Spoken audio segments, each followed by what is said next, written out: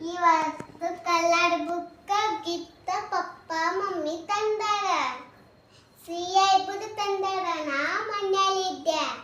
ಇದು ಇದು ಇದು ಬಿಕ್ ತೋರಿಸ್ತೀನಿ. ಇನ್ನು ನೋಡಿಲ್ಲಿ ಈಗ ಕಲರ್ ಸ್ಯಾಕ್ ಕಲರ್ ಅದ ನೋಡಿ. ಈಗ ಇದು ಕಲರ್ ಎಲ್ಲ ಅದಾವ. ಹಾಗೆ ಇಲ್ಲಿ ಒಂದಿದೆ ನೋಡಿ. ಇಲ್ಲಿ ನಾನು ಮಾಡಿದ್ ನೋಡಿ. ಇಲ್ಲಿ ನೋಡಿ ಈಗ ಇದು ಒಂದು ಏನಿದು